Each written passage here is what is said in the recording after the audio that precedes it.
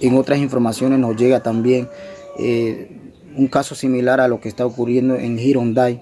En este caso, lo que está pasando ahorita mismo, esto está sucediendo en la comunidad de Cerro Banco, Cajón de Cerro Banco, distrito de Muná, región Codri de la comarca Nova Buglé, donde una denunciante anónima nos manda esta información.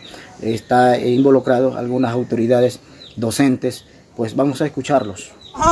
¿Y dónde chucho ustedes van a trabajar? Pregúntale a Rogelio cuando fuimos a cargar ya. Ustedes se han llevado a Rogelio. Ya le tiene miedo a Che porque lo tengo en la mano. Viejo. Pues, vamos.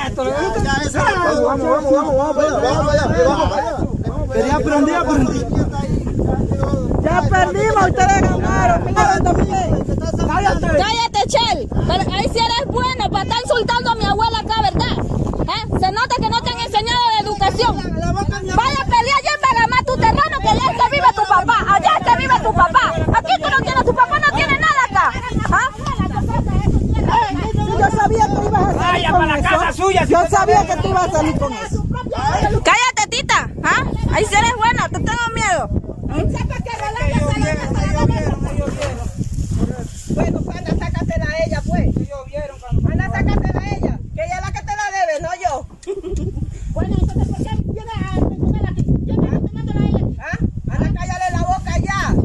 Ay, eso llegará su momento, no te preocupes. Llegará su momento. Ella no me dice nada. Gracias a Dios, Allá sí le hace pulito así. Ay, sí, mira como tú aquí ahora dices que entre las tres te pegamos. Tú eres boxeadora. Yo no necesito estar en un ring para decir que yo soy brava. Yo también.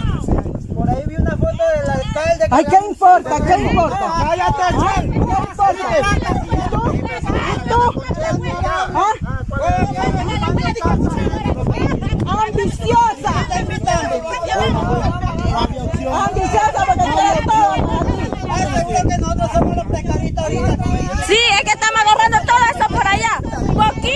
Poquito quieren. Ambiciosa. Me lo compran, no me lo ganan.